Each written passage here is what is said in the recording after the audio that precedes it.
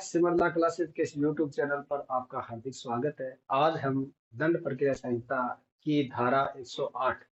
कल अपने धारा 106 और 107 सीआरपीसी के बारे में चर्चा की थी। आज उसी को कंटिन्यू करते हुए धारा 108 राजद्रोहात्मक बातों को फैलाने वाले व्यक्तियों से सदाचार के लिए प्रतिभूति के बारे में क्या प्रावधान किए गए वो इस धारा में बताए गए हैं। इस धारा का जो टाइटल है उससे ये स्पष्ट है कि ये कौन सी बातों की बात करता है। ये राजद्रोहात्मक बातों की बात करता है। अगर कोई व्यक्ति ऐसी बात जो राजद्रोह फैलाने वाली है, जिससे देश में दंगा हो सकता है, जिससे राजद्रोह का अपराध हो सकता है, ऐसी अगर कोई बात फैला रहा है तो ऐसे फैलाने वाले व्यक्ति से सदाचार के लिए प्रतिभूति की मांग की जा सकती है कि भाई तो ऐसी बात मत कर, ऐसी बात मत फैला जिससे राजद्रोहात्मक अपराध कोई बनता हो। तो कौन कौन सी बातें हैं? जब किसी कार्यपालक मजिस्ट्रेट को, भाई कौन करेगा? सब में कार्यपालक है, 106 के अलावा सब में कार्यपालक मजिस्ट्रेट है। तो जब किसी कार्यपालक मजिस्ट्रेट को, जब किसी एग्जीक्यूटिव मजिस्ट्रेट को ये इतला मिलती है, सूचना ही मिलेगी, इतला ही मिलेगी और तो क्या मिलेगी इसको? कोई भी सूचना किसी भी तरीके से मिले, चाहे इतला मिलती है कि उसकी स्थानीय अधिकारिता के अंदर, किसके? ऐसे मजिस्ट्रेट की स्थानीय अधिकारिता के अंदर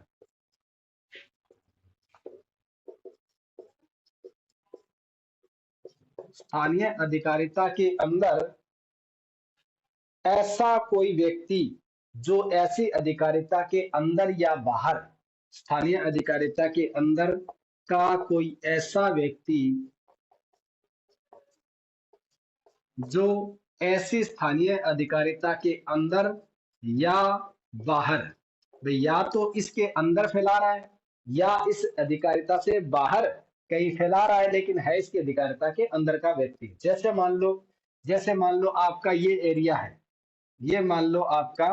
एरिया है, ये मान लो जयपुर है, ये समझो आप जयपुर है और जयपुर का ये ईएम है, एग्जीक्यूटिव मजिस्ट्रेट है। इसको इतला मिली है कि कोई व्यक्ति, इसमें रहने वाला कोई व्यक्ति ऐसा है जो राजद्रोहात्मक बातों को फैलाना वाला है, राजद्रोहात्मक बातों को फैलाने वाला है,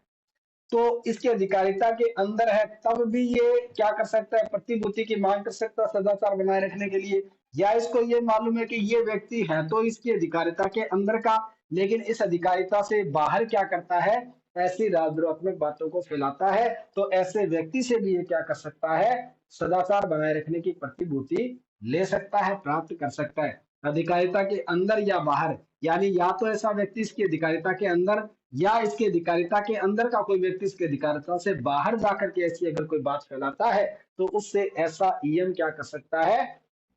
प्रतिभूति की मांग कर सकता है। क्या करता है कि ऐसा कोई व्यक्ति या तो मौखिक रूप से और या लिखित रूप से, या तो ऐसा व्यक्ति क्या करता है? अधिकारिता के अंदर या बाहर किसी मौखिक रूप से या लिखित रूप से या किसी भी अन्य तरीके से या किसी भी अन्य रूप में, किसी भी अन्य तरीके से क्या करता है? किसी भी अन्य तरीके से निम्नलिखित बातें साआशय फैलाता है। यानी इसके आगे की जो बातें बताई गई, अगर ऐसी बातें इंटेंशन के साथ फैलाता है या फैलाने का प्रयत्न करता है या फैलाने का दुष्प्रेरण करता है, तो कौन सी बातें? भाई ऐसी बातें जो नीचे बताई गई है उनको वो फैलाता है, फैलाने का प्रयत्न करता है या फैलाने का दुष्प्रेरण करता है, तीनों ही बातें हैं। चाहे तो ऐसा फैलाता है ऐसी बातों को, या फैलाने का प्रयत्न करता है या फैलाने का दुष्प्रेरण करता है। कौन सी बातें हैं वो? जो ऐसी बात जिसका प्रकाशन, अगर कोई बात इस प्रकार की है, अगर उसका प्रकाशन कर दिया जाए भारतीय दंड संहिता की धारा 124A की धारा 124A या धारा 153A या धारा 153B या धारा 295 के अधीन दंडनीय है। अगर कोई बात ऐसी है जो अगर फैलाता है, कौन सी बातें? 124A की राजद्रोहात्मक अपराध वाली बातें अगर कोई फैलाता है, सरकार के विरुद्ध कोई बात करता है, सरकार की संप्रभुता के विरुद्ध कोई बात करता है, उसकी सुरक्षा को खतरा होने वाली कोई बात करता है, या 153A, 153B या 295 ए के अधीन दंडनीय किसी अपराध के बारे में अगर कोई वो बात फैलाता है या फैलाने का प्रयत्न करता है या दुष्प्रेरण करता है तब, या किसी न्यायाधीश से या किसी न्यायाधीश से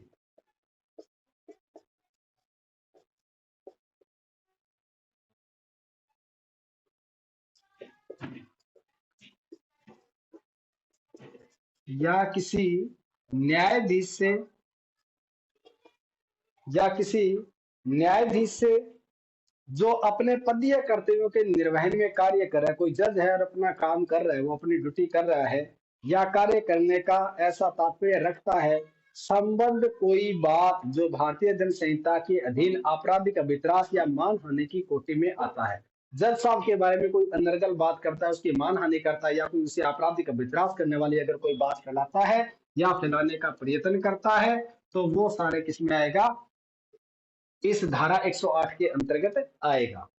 या फिर कोई ऐसी बात जो भारतीय दंड संहिता की धारा 292 में यथा निर्दिष्ट कोई अश्लील वस्तु विक्रय के लिए बनाता है, उत्पादित करता है, प्रकाशित करता है या रखता है, आयात करता है, निर्यात करता है या परिवहन करता है या उसको विक्रय पर कर देता है या उसको भाड़े पर देता है, किराए पर देता है या उसका वितरण करता है या सार्वजनिक रूप से ऐसी बातों को प्रदर्शित करता है या किसी अन्य प्रकार से उसका परिचालन करता है, तो वह ऐसी करने के लिए या ऐसा करने के प्रयत्न के लिए या ऐसा करने के दुष्प्रेरण के लिए धारा 108 के तहत उससे सदाचार की प्रतिभूति की मांग की जा सकती है।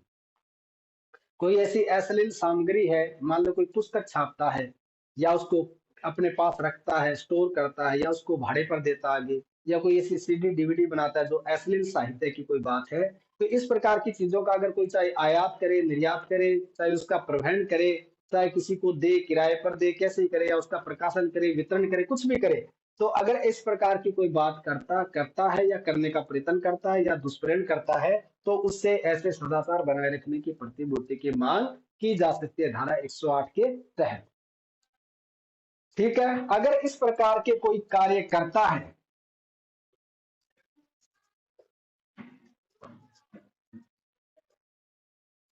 तो ऐसे मजिस्ट्रेट की राय में, ऐसे मजिस्ट्रेट की ये राय है, ऐसे मजिस्ट्रेट की यह राय है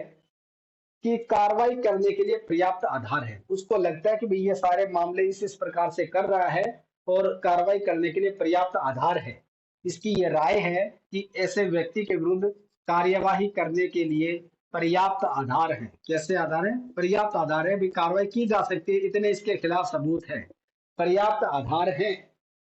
तब ऐसा मजिस्ट्रेट, कैसा, ऐसा कार्यपालक मजिस्ट्रेट ऐसे व्यक्ति से इसमें इसके पश्चात उपबंधित रीति से, यानी आगे की जो धाराएं उनमें आगे की जो धाराएं उनमें ऐसे प्रावधान बताए गए उनके अधीन रहते हुए क्या करता है, एक कारण दर्शित करे कि 1 वर्ष से अनधिक इतनी अवधि के लिए, ऐसा कारण दर्शित करने के लिए नोटिस जारी करेगा और उसे कहेगा कि क्यों न 1 वर्ष से अनधिक अवधि के लिए,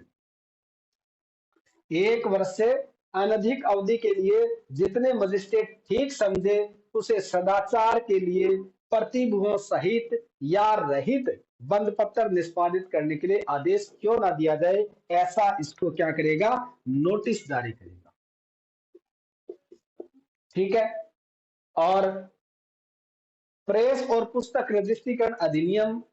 के अधीन रजिस्ट्रीकृत और उनके अनुरूप संपादित, मुद्रित और प्रकाशित किसी प्रकाशन में अंतर्विष्ट किसी बात के बारे में कोई कार्रवाई ऐसे प्रकाशन के संपादक, स्वतःधारी मुद्रक या प्रकाशक के विरुद्ध राज्य सरकार की या राज्य सरकार द्वारा इस निमित्त सशक्त किए गए किसी अधिकारी के आदेश से या उसके प्राधिकार के अधीन ही की जाएगी, अन्यथा नहीं की जाएगी। अगर कोई ऐसा अखबार का प्रकाशक, मुद्रक, स्वतः या कोई जो प्रकाशित करने वाला है उनके विरुद्ध अगर कार्रवाई करनी है तब राज्य सरकार की परमिशन के द्वारा ही की जाएगी, अन्यथा नहीं की जाएगी। अन्य कोई व्यक्ति है तो उसके विरुद्ध ऐसी शो कॉज नोटिस, ऐसा कारण दर्शित करके 1 वर्ष से अनधिक अवधि के लिए उसे बंद पत्र निष्पादित करने का आदेश जारी किया जा सकता है। उसे नोटिस जारी किया जाएगा, उससे पूछा जाएगा कि भाई हमें ये सूचना मिली है कि आप ऐसी कोई राजनीतिक बातें फैला रहे हैं, या आप कोई ऐसा न्यायाधीश के बारे में गलत बात कर रहे हैं जो उसको मानहानि करता है या उसका आपराधिक अभिप्राय करता है, या कोई आप ऐसी अश्लील सामग्री साहित्य का प्रकाशन करते हैं या उनको अपने पास रखते हैं, किराए पर देते हैं। अगर इस प्रकार की कोई जानकारी मिलती है तो ऐसा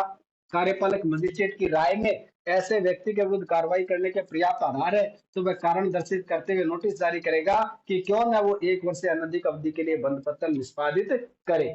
ठीक है, आगे प्रोसेस बताएगी, उसके तहत उसमें ऐसा बंद पत्र निष्पादित किया जाएगा। ठीक है, तो अगर कोई राजनीतिक बातें फैलाता है जो इस धारा में बताई गई है तो उसे धारा 108 के तहत सदाचार के लिए प्रतिभूति दी जा सकती है। कितनी अवधि के लिए? 1 वर्ष से अनधिक अवधि की नहीं होगी, यानी 1 वर्ष तक ही इससे बंद पत्र की मांग की जा सकती है। बाकी मजिस्ट्रेट जैसा ठीक समझे 6 महीने तक, ज्यादातर 6 माह का ही करते हैं वो, 6 माह तक उसको पाबंद कर देते हैं कि भाई तू ऐसा काम नहीं करेगा, अगर करेगा तो फिर तुझे दोबारा से गिरफ्तार कर लिया जाएगा, फिर तेरी जमानत नहीं होगी। तो उसको पाबंद कर दिया जाता है सदाचार बनाए रखने के लिए कि तू तेरा समाज में आचरण है वो ठीक रख, इस प्रकार के काम मत कर।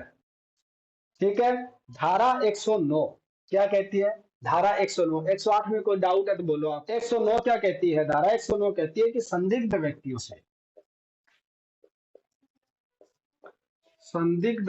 से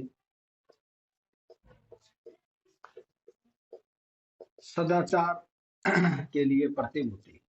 संदिग्ध व्यक्तियों से सदाचार के लिए प्रतिभूति।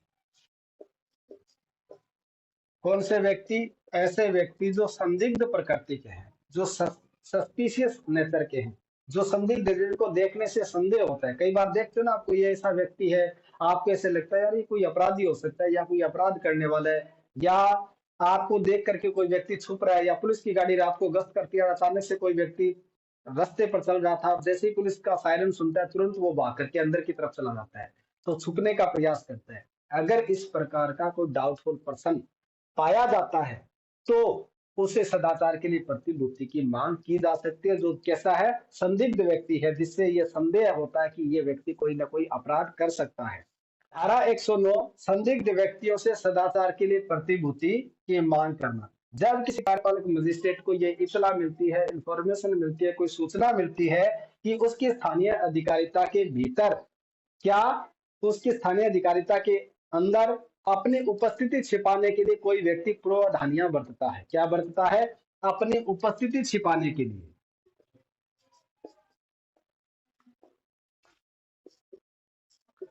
उपस्थिति छिपाने के लिए पूर्वावधानियां। पूर्वावधानियां का मतलब है कि वो पहले से ही सावधानी बरत रहा है कि पुलिस को पता न लग जाए मैं यहाँ छुपा हुआ हूं। अगर इस प्रकार का कोई व्यक्ति है जो अपने आप को छिपाने का प्रयत्न करता है, अपनी उपस्थिति को छिपाने का प्रयत्न करता है, या ये विश्वास करने का कारण है कि वह कोई संज्ञेय अपराध करने की दृष्टि से, या ऐसा विश्वास करने का कारण है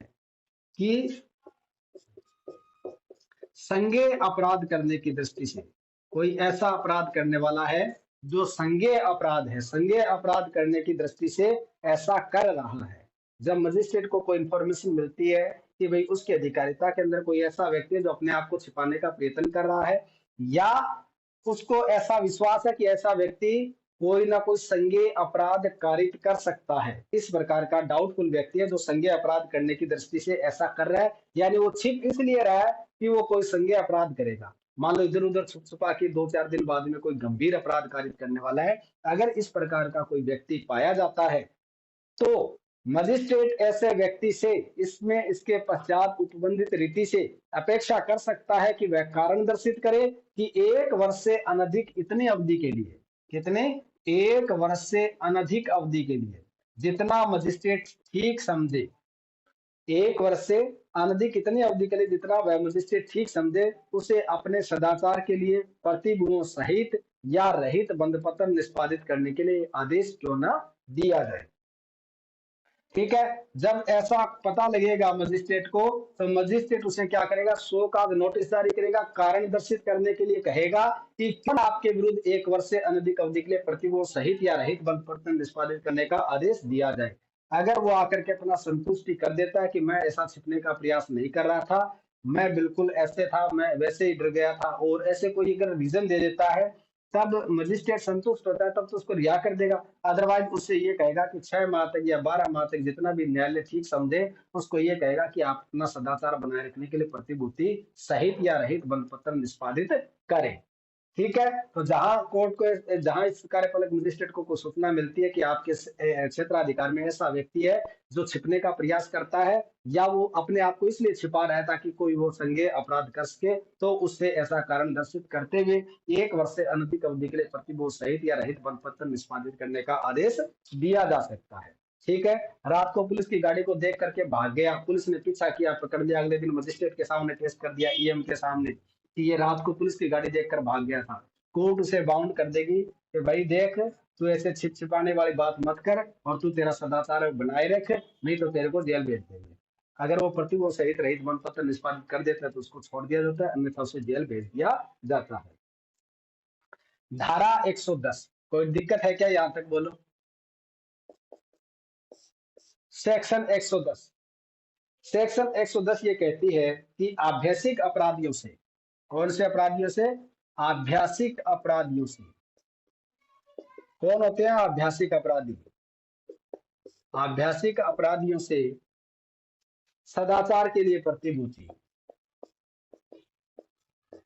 सदाचार के लिए प्रतिभूति, आभ्यसिक अपराधियों से सदाचार के लिए प्रतिभूति, ऐसे अपराधी जो हैबिचुअल है, जो आदतन अपराधी है, जिनको ऐसा करने का अभ्यास हो चुका है, जो आदी हो चुके हैं, तो आदतन अपराधी,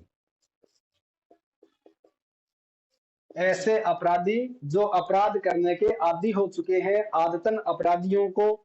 कि आदतन अपराधियों से सदाचार बनाए रखने के लिए प्रतिभूति। जब किसी कार्यपालक मजिस्ट्रेट को यह इतला मिलती है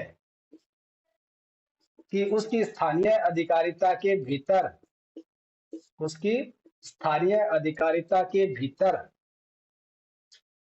उसकी स्थानीय अधिकारिता के भीतर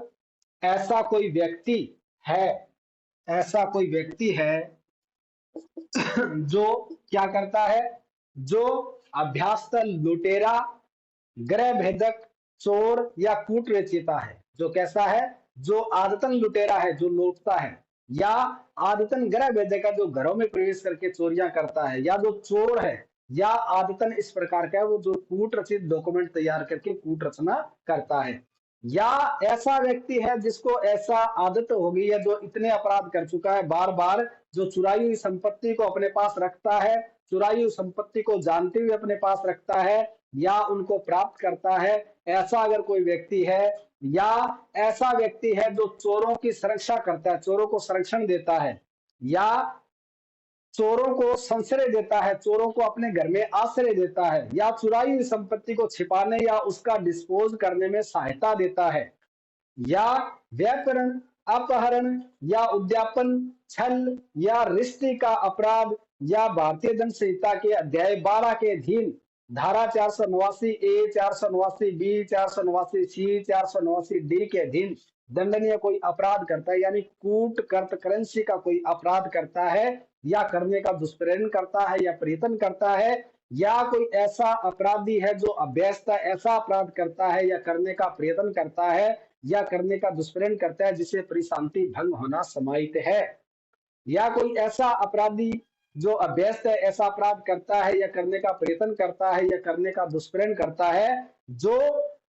औषधि और प्रसाधन सामग्री अधिनियम 1940 के अधीन कोई अपराध करता है, मिलावट वगैरह, या विदेशी मुद्रा विनिमय अधिनियम के अंतर्गत कोई अपराध करता है, बाहर से कोई तस्करी वगैरह करता है इधर उधर ले जाने की, या कर्मचारी भविष्य निधि और कुटुंब पेंशन निधि अधिनियम के अधीन कोई अपराध करता है, खाद्य अपमिश्रण निवारण अधिनियम के अधीन कोई अपराध करता है,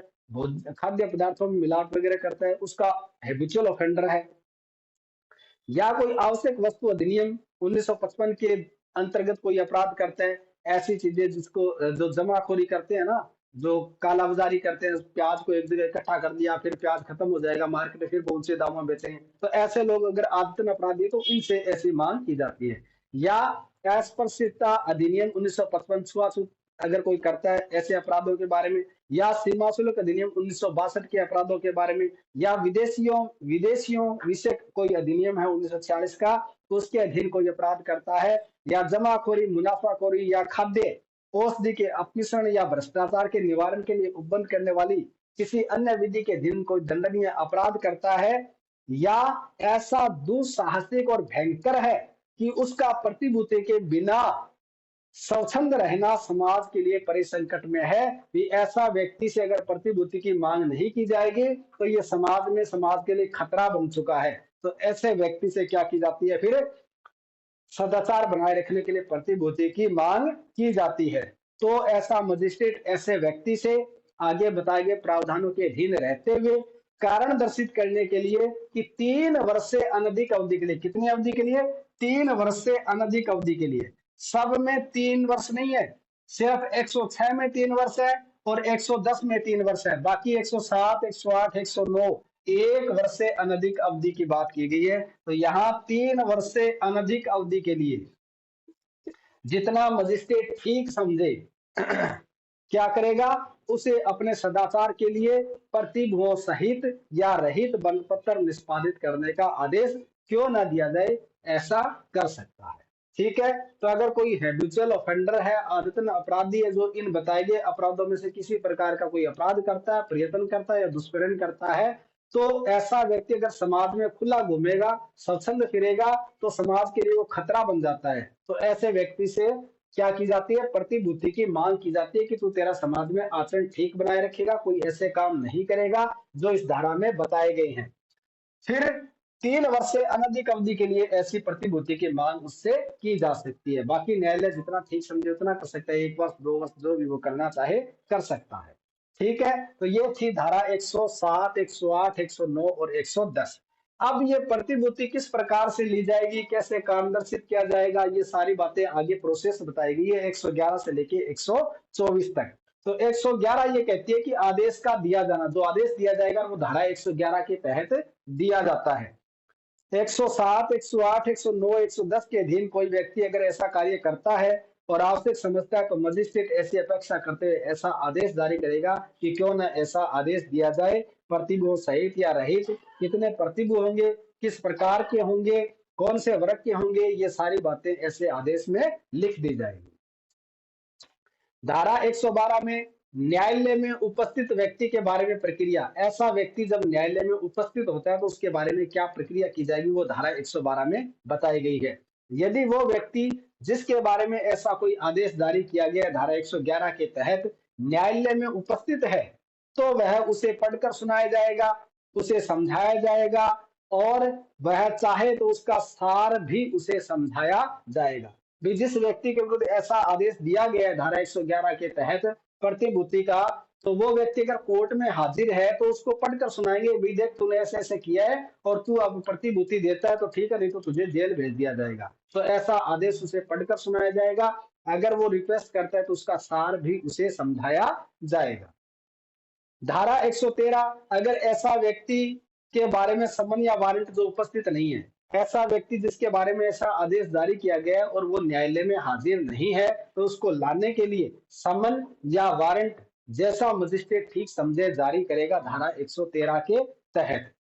जब ऐसा वारंट जारी कर दिया जाएगा तो पुलिस अधिकारी की रिपोर्ट पर या अन्य इतला पर, जिस रिपोर्ट या इतला का सारा मजिस्ट्रेट के द्वारा अभिलिखित किया जाएगा, वो लिखने के बाद परिशांति होने के डर के जो भी कारण है वो उसमें मेंशन किए जाएंगे, और फिर ऐसे व्यक्ति को गिरफ्तार करने के लिए गिरफ्तारी वारंट जारी किया जाएगा धारा 113 के तहत।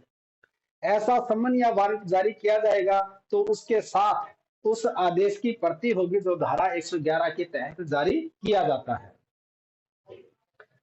अगर ऐसा व्यक्ति न्यायालय में हाजिर होता है और वो ये कहता है कि मैं कहीं नहीं जाने वाला, मैं भागने वाला नहीं हूं, जब न्यायालय मुझे बुलाएगा मैं आ जाऊंगा, तो उसे व्यक्तिक अभिमुक्ति यानी व्यक्तिक हाजिरी से अभिमुक्ति देने की शक्ति 115 के तहत ऐसे कार्यपालक मजिस्ट्रेट को दी गई है। अगर मजिस्ट्रेट को ये लगता है कि अभी कार्रवाई चलने में तो टाइम लगेगा, 6 महीने 12 महीने चलेगा केस, तो अगर ये कहीं जाने वाला नहीं तो इसको इसकी व्यक्तिगत हाजिरी से अभिमुक्ति दे सकता है। उसका वकील हर तारीख पर कोर्ट में आकर के उसकी तरफ से पैरवी कर सकता है। तो 115 में उसे व्यक्तिगत हाजिरी से अभिमुक्त करने का आदेश दिया जा सकता है और बदले में सदाचार बनाए रखने के लिए प्रतिभूति का जो अगर वो बंद पत्र पेश कर देता है तो उसे हाजिरी से विमुक्ति दी जा सकती है, पर वहां उसकी जगह वकील आकर के कोर्ट में हाजिर होता रहेगा।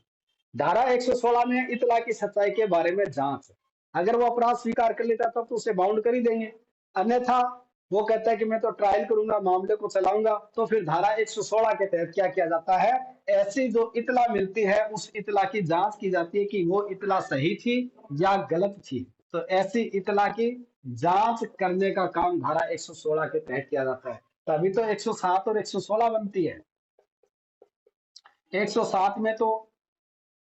वो अन्य दशाओं में परिशांति बनाए रखने के लिए आदेश दिया गया था, 116 में ऐसे आदेश की जांच करने का काम किया जाता है। ठीक है, तो ऐसे आदेश की जांच की जाएगी जो धारा 111 के तहत दिया गया था, जो निष्कर्ष लिखा गया था उसकी जांच 116 के तहत की जाएगी। 111 के दिन किसी व्यक्ति को आदेश दिया गया, 12 के दिन पढ़कर सुना दिया, 13 के दिन जारी किया गया सम्मन या वारंट के का अनुपालन किया गया। ठीक है, और उसकी सच्चाई के बारे में जांच की जाएगी 116 में। और ऐसे विचारण अगर कोई चल रहा है तो उसमें साक्ष्य भी अभिलिखित किया जाएगा। और जांच प्रारंभ होने के बाद और समाप्ति से पहले अगर मजिस्ट्रेट को ऐसा लगता है कि ऐसे व्यक्ति परिशांति भंग का ये लोक प्रशांति निवारण के लिए लोक सुरक्षा के लिए तुरंत उपाय करने आवश्यक है, तो वह ऐसे कारणों से लेखबद्ध करके उस व्यक्ति को जिसके बारे में धारा 111 के दिन आदेश दिया गया है उसे निर्देश दे सकता है कि वह जांच समाप्त होने तक परिशांति कायम रखने के लिए बंद पत्र निष्पादित करे। तो उसको ऐसा लगेगा ना भी ये व्यक्ति तो खतरनाक प्रकृति का है, तो उसको ये कह देगा भी जब तक ऐसी जांच चल रही है ना पूरे मामले की, तब तक के लिए तू परिशांति बनाए रखेगा। तो ऐसा आदेश भी दिया जाएगा 116(3) के तहत। परंतु किसी ऐसे व्यक्ति को जिसके विरुद्ध धारा 108, 109 और 110 के अधीन कार्रवाई नहीं की जा रही है, सदाचारी बने रहने के लिए बंद पत्र निष्पादित करने के लिए निर्देश नहीं दिया जाएगा। ठीक है, तो ये प्रोसेस बताएगी है सारी की सारी 116 में भी क्या क्या होगा। 117 में प्रतिभूति देने का आदेश दिया जाता है, वो बॉन्ड भरेगा तो कितने प्रतिभूति सहित या रहित है जो भी है मजिस्ट्रेट आदेश करेगा वो दिया जाएगा। 118 में उस व्यक्ति का उन्मोचन जिसके विरुद्ध इतला दी गई थी। 118 ये कहती है कि जिस व्यक्ति के विरुद्ध ऐसी इतला मिली थी अगर वो इतला झूठी पाई जाती है तो उसको रिहा कर दिया जाएगा, उसको छोड़ दिया जाएगा, उसका उन्मोचन कर दिया जाएगा। जांच में अगर वो असत्य पाई जाती है तो उसका उन्मोचन कर दिया जाएगा। धारा 119 जिस अवधि के लिए प्रतिभूति अपेक्षित की गई उसका प्रारंभ, जिस अवधि के लिए ऐसी मान लो 6 महीने के लिए उससे प्रतिभूति ली गई है सदाचार की, तो उसका प्रारंभ कब होगा, तो उसका प्रारंभ उस दिन से होगा जब 106 या 117 के दिन आदेश दिया गया है, उसी दिन से उसका प्रारंभ माना जाएगा।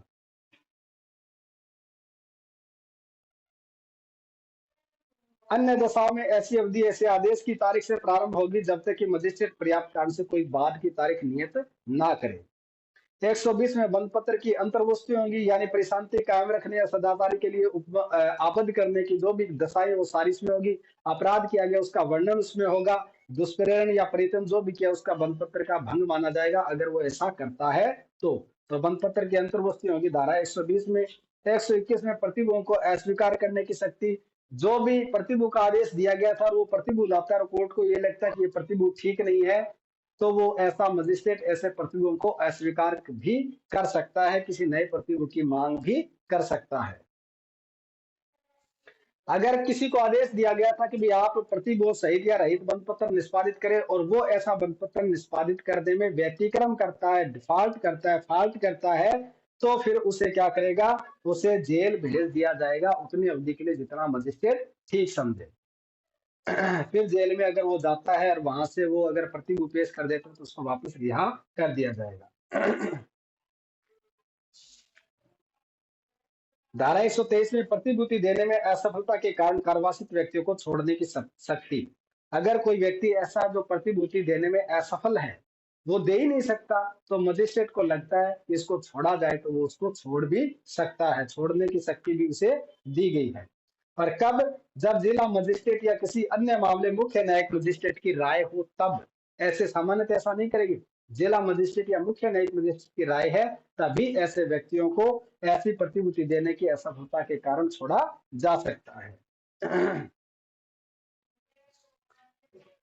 धारा 124 में बंद पत्र की शेष अवधि के लिए प्रतिभूति, मान लो उसको 6 महीने के लिए बंद पत्र निष्पादित करने का आदेश दिया गया था, उसको जेल भेज दिया, 1 महीने तक वो जेल में रहा, तो उसके बाद वो बंद पत्र पेश करता है अपना, तो वो 1 महीना जो भुगत लिया है वो तो उसका 1 महीना हो ही जाएगा, बाकी फिर 5 महीने के लिए उसे बंद पत्र निष्पादित करने का आदेश दिया जाएगा। तो जो भी शेष अवधि है उसके लिए बंद पत्र निष्पादित किया जाएगा। ठीक है, तो ये था धारा 106 से लेकर के 124 तक ऐसे सदाचार और परिशांति बनाए रखने वाले मामलों के लिए प्रतिभूति प्रदान करने का आदेश इसमें दिया जाता था। अगर वीडियो पसंद आया हो तो इसे लाइक करें, शेयर करें और कमेंट्स करें। अगर आपने चैनल को सब्सक्राइब नहीं किया तो चैनल को सब्सक्राइब भी करें। Thank you. जय हिंद, जय भारत।